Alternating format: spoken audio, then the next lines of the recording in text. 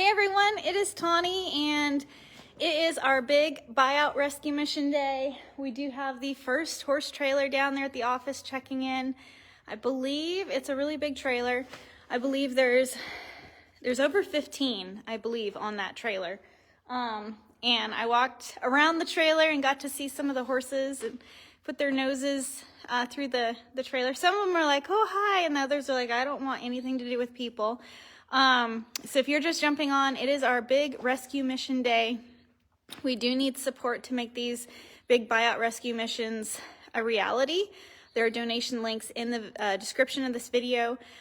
I am going to try to do my best throughout the day to keep you all updated through live videos and also posting what's happening. Last month we were very short-staffed, and so it was very difficult for us to get all the social media out there that we wanted to get everyone in the loop. So this is our quarantine barn. Nobody's here yet as far as our team. I see them driving up. We have tables here that'll get set up with all our equipment, our scale and the chute area, our unloading area. It is a beautiful day here in Tennessee. Unloading, and this is our 10-acre quarantine pasture. It always I find it very amusing when we post up aerial shots of our facility and people are like, where's all the horses? They like hanging out under their shelters, and there's over 50 acres of property we use for our facility. So there's no way we can get every single horse in an aerial shot. But we're very excited about today. We have been trying our very best, and I think this is the best year we've had with our mud situation. We've been bringing in a lot of footing through the winter and dragging out areas and putting new dirt in there. So hopefully that will help. But yeah, it is a beautiful day. It almost feels like there could be a hope of spring in the air. It's not, you don't feel spring, but it's coming. It's coming. Yesterday horses got moved out of quarantine. And so those are our quarantine holding pens over there. So those horses that are in those big pastures have access to that big barn. There we go. And we put the feeders in there in the wintertime so they can eat and hang out in there without any mud. So in Tennessee, we get a ton of rain year round and it just pours. So I would have thought we would have had some more folks up here by now. I know Dr. Lydia has already been treating a horse in the vet barn. See, I can talk a little bit more about these pens. So this is the holding pen when they unload. We do our initial assessment up there by the barn, and then we bring them back into here, and they get to hang out while we're bringing them up for their photos. And then we have a little holding pen behind that one, and then a longer one, and then we can actually run them from these pens down past the barn and into the pastures. So if horses come in that are not halter trained, we are able to get them moved around without causing them stress. So yeah, no, I'm just excited for all these horses. We have a number of trailers lined up through the day, and I'm going to be fundraising and trying to make it where we can get them all. So basically it's $450 a horse, and if we went to auctions, that's what we would be like spending. Like the horse traders and kill buyers, they all bid us up. Like if they see us bidding, we're going to be paying top slaughter price on horses. And it's just the reality of the slaughter pipeline. So when we do the buyout program, it's a flat price of $450 per horse, and we do receive I would say larger horses. Historically, oh, thank you, Daisy, for the 10,000 stars. Oh, you're so sweet. And so Daisy just donated 10,000 stars, And each star is a penny. So that is awesome. Thank you. Oh, and she started a star party. Oh, we got 400 stars. Oh, thank you.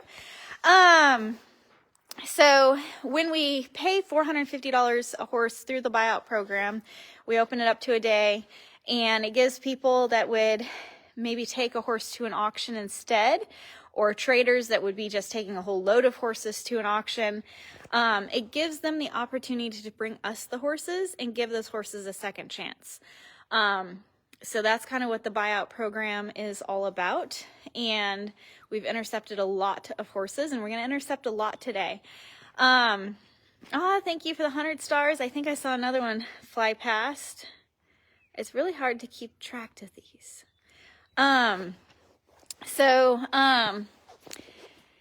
What was happening earlier today, so Corey is lead rescuer this year. As you know, like, I've been going to Washington, D.C., and a lot of different trips that I'm with 20 years of rescue behind me, and like active rescue, like full-time horse rescue. I haven't seen a lot change within the industry. I see changes that we have made that the horse rescue welfare has adopted across the state in the United States and some globally, but there's still a big problem, because in 20 years of not seeing the slaughter pipeline change at all, that is where, Lori says she sent 500 stars. Thank you so much. We need to see bigger changes. And I think, I was talking to one person here recently, and I think she put it best. It's like you have this huge dam that is holding all this water back, and you're trying to hold it back by putting your fingers in this crack, and it's just overflowing, and all these horses, and it comes to overbreeding. I just saw that in the comment. Overbreeding doesn't help. And overbreeding doesn't help. I know a long time ago, I did see a lot of younger horses that were backyard breeders kind of bred them and got them into the life cycle of humanity and dumped them in the slaughter pipeline. And I would see a lot of young horses. I still see young horses, but I see a ton of older horses now. And they're horses that their owners are just not being responsible for. So, educating people. I did a podcast. It will be released tomorrow. Unless you're a YouTube member, you can watch it now. And it was with the Love of the Hoof, and they're doing a ton of education trying to keep people to keep their older horses in their homes. And, if they need the last act of kindness, to go ahead and give them the last act of kindness in their home. And I think that is fantastic, because if they don't, nobody can care for your animal or is invested in your horse as you are. And if you're having issues taking care of your horse, you can't expect somebody else to pick up those medical conditions. So look at our awesome team here driving in, and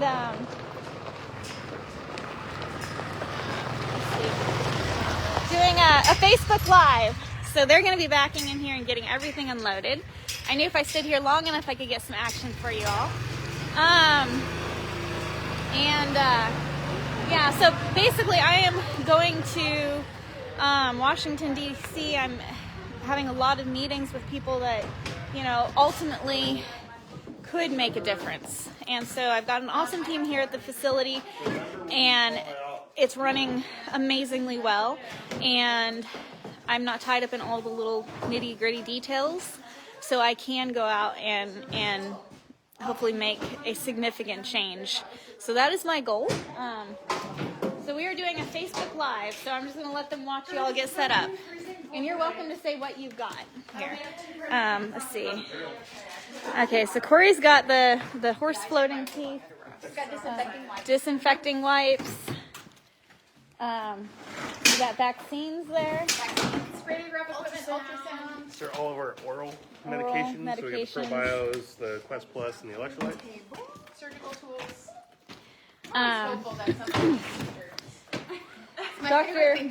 Dr. Lydia has gotten a lot together for this morning. And Dr. Gina is not feeling good today, so we don't have her with us, but say a prayer for her that she'll be feeling better soon. What's this? What special thing is this? Oh, this is liquid IV. I don't drink enough water, so. She's not carrying around. It's not moonshine. Let's be clear. Yes. Dr. Lydia drinks a lot of water, and she's been accused of drinking moonshine out of the jar, but it is not moonshine. IV is fantastic. So, yeah, so look how fast they got that cart unloaded.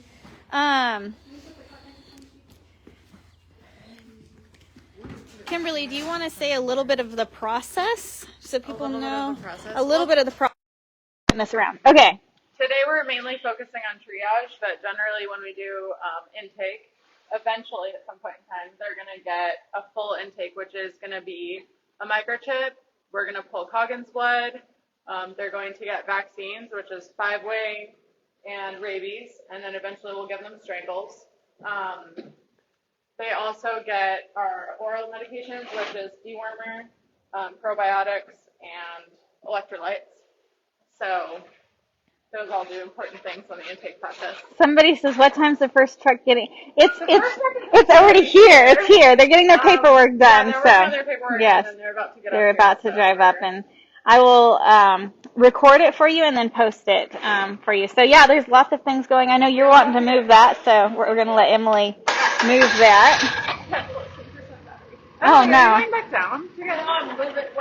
If you don't want to start off the day. She needs her phone charger badly. You're going to need it. Next to my desk. So what other equipment do we have here? We have the X-ray machine. So if we have a horse that's like super lame, for example, and we want to see what's going on inside, this helps us. This is also the ultrasound machine. So that can help us with pregnancy checks, but also more soft tissue stuff in legs and elsewhere. There's just various supplies that we have here. We have stuff for like suturing. We have stuff for wound care. We have, our syringes and needles for pulling the blood and all the things. We just need some patience. Well, they're coming. They're coming. So what do you think of the weather today, Dr. Lydia and Kimberly? Oh, it's so perfect. Like it almost feels like it's not quite spring-like, but it almost feels like spring could be coming. Yes, I'm still wearing full long underwear. So I have yet to go down to one pair of pants, but I'm prone to being cold. So it's a beautiful day. The ice dry now. 2 layers on today, which is like, it's basically summer if I'm only wearing 2 layers. Yes. So. All right, Corey, what are your thoughts before we jump off here? Well, hopefully we can save a lot of lives today, and I'm hoping that there's not too many that are in critical condition, and that we have a few that we can get into the training program and adopted out. Yeah. Do you want to talk about the triage process, like our focus of like we get a lot of critical horses? Yeah, absolutely. Basing what we think today will be on compared to last month, we had a lot of animals come in really severely bad shape. We had a lot of fractures, a lot of animals that were actively foundering or otherwise in really severe pain. So we don't have time today to go through 40 animals and do a really thorough exam and diagnostics. We do have diagnostics here because we don't ever want to make an end-of-life decision without being absolutely certain that there's nothing else we can do to help those animals. But if we have ones that look comfortable and don't have glaringly obvious discomfort, we're going to take photographs of them. They do need their blood drawn for their Coggins tests. And they come in with Coggins, but we just do it again. Yes. So the first trailer is pulling up. All right, we have the first horses coming off the trailer. Hi, baby. It's like, hey. Okay, that one. Yeah. That one is a blind horse. Whoa, keep going.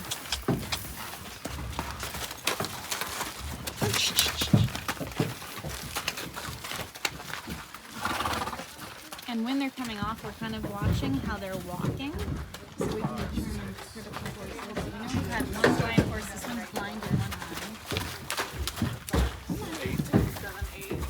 Go that way. This one might be a standard bred. I see a brand on it. Hey, keep going with this. This is not You have a good. stud on this group too? Okay. Big priority. We have a really bad wound on the right hind leg with a lot of edema.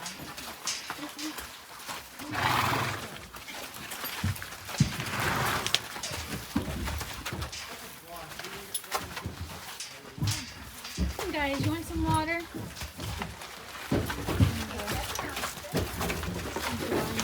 That horse.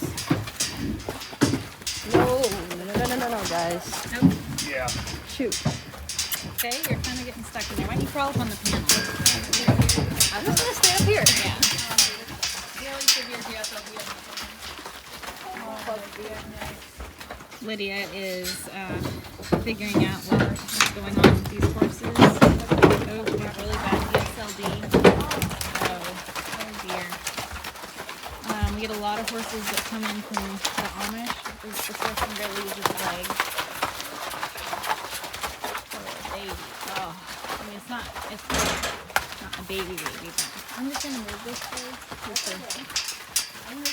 Yeah. So we saw some pretty severe leg issues, that one too.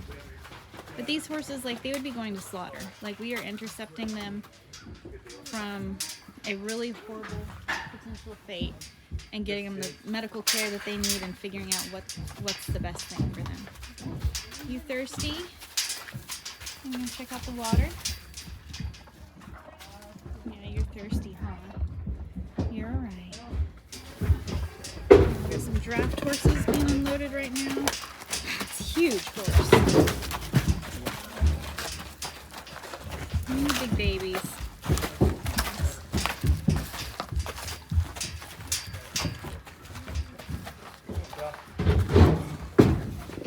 Those horses make you look small, Corey. This is the stud. There is a stallion. So, Emily, you wanna open that up? Yeah, let's take him out so he's out with the herd. Draft horse stallion. Oh, we got a baby. Oh, he's got a horrible leg. He broke his leg at some point and killed Cricket. He's got a really bad leg on that baby.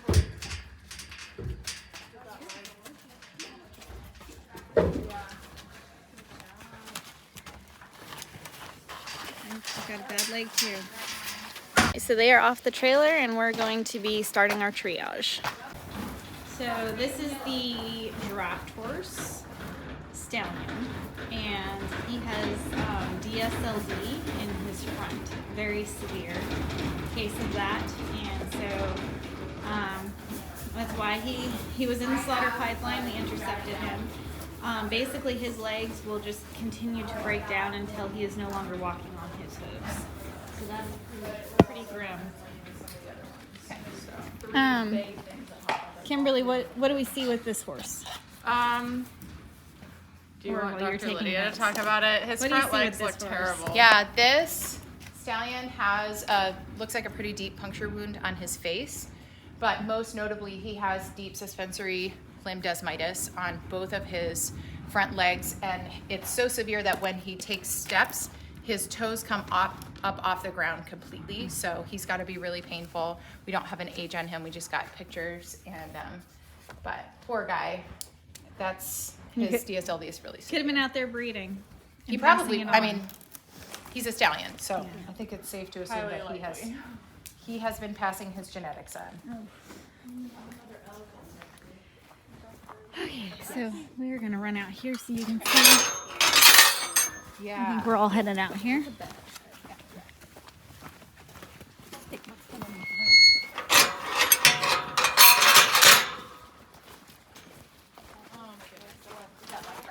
So this little baby has an old broken leg. That poor baby. I know. Have very severe and obvious fractures, even just watching them move around. We have a draft horse that has very, very severe tendinitis. Let's step a this very way. swollen leg. And we're just trying to make sure we don't let anything. This horse has a really bad injury on its leg.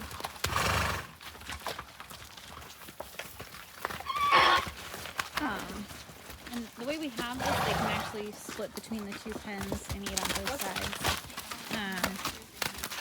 I think we're gonna have to move that baby with a herd to be able to help its leg.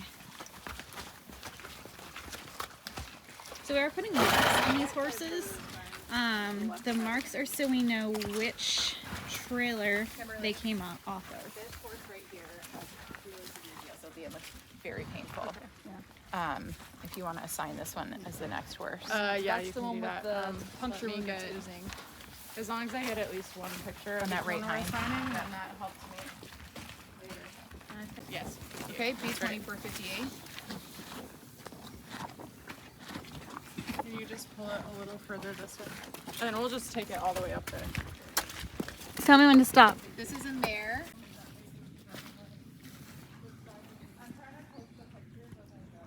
So we're seeing a lot of DSLD with this horse, along with other problems.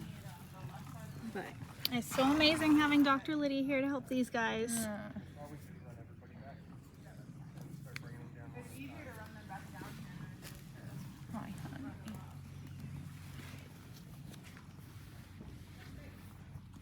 It's just really heartbreaking seeing these horses, especially so many of them that we get are so sweet. This horse is probably 28 or 30. I know, is your mouth painful? You're okay. You ended up here. It could have gone to the slaughterhouse. This is where people need to take care of their older animals and be responsible. Work with your veterinarian so they don't end up in the slaughter pipeline. That leg. So we believe this is a mare and her baby. What are you saying, Corey? It might be, but not sure. Looking at its teeth, it looks to be at least 2. What do you think of its leg? I think that it's in really rough shape, and it's a shame somebody didn't make a decision sooner on this thing. Thank you. Good. Really, if you want to double check the pictures against mine. Baby is B24-50. I will tell you in 1 second. Correct. And 58 is the horse we already just put out. So that is a healed broken leg, and that horse will continue to break down, and because it can't use weight distribution properly on its body, it will break down with further arthritis. This is a horse that would have just disappeared in the slaughter pipeline and had a horrific death, and thankfully we are able to have veterinarians here to determine what is best for each and every horse. It's just hard seeing things like this, but this is what intercepting horses out of the slaughter pipeline looks like. If I go with a smaller needle, we might be less We're reactive gonna to the poke, but it's gonna take a pull, second longer. blood What's your vote? for Coggins. Colt. Let's They try come it. with Coggins, but our experience is that at least horses from the auction, it's a lot better through the buyout program, but horses through the auction typically do not have matching Coggins here in Tennessee, and nobody's watching to make sure they actually are taking accurate Coggins, so disease could really spread rapidly. But we retest as part of our policy when horses come in through auction or buyout. We pull a new fresh Coggins on them. Oh, baby likes its neck rubbed. He's like, feels so good, keep massaging. It's like, ooh, that was different. It was so good, baby. Habituation of the nerves at work. He's like, she gave me scratches on her. This little horse loves its neck scratched. Oh, yeah. Near back up. Easy go. Yeah. I think that'll work. I agree. I didn't know. How old is your cord? Dr. Lydia says it's a yearling. I was thinking it was maybe your own too. But we're gonna trust the vet's guess on that because she knows more than that. Yes. You have enough See? blood on that cord? 59. I have gotten her blood sample. Did you get everything on this one? Are we all done with her? We have, no, I would like to triage her really severe hind leg. She and that baby both need payments. Do you want to Give me try one more to? quick second. You want to just give, I'm leaning more towards that is that baby's mom because she looks like she's full down there. All right, everyone, I am going to be editing this little video together so I can release it to you. So we're going to take a break and I'll try to get some more footage for you all and put it out there so you can see what we're doing. The Thursday after our buyout is when the actual episode gets released. So that's what Faye is filming right now, and that's way more detailed. So you kind of just get a little snippet from me so you can see what's happening. But yeah, so I just want to thank everyone who's donating to the buyout program to help us rescue, shelter, and protect, because there are so many horses that need help, and we could intercept a lot more out of the slaughter pipeline if we knew we had funding for it. So we're doing everything we can, from going to Washington, D.C., being on the front lines of animal rescue, and changing the lives for as many horses that are in the pipeline as possible, because it does change the world for them. Even though it's not stopping the slaughter pipeline, it's intercepting and changing the world for each and every horse that comes in through the buyout program. So I just want to thank you so much. I'll be posting up another update when I can. So I hope you enjoyed this first little glimpse of the first group of horses coming in through the buyout program.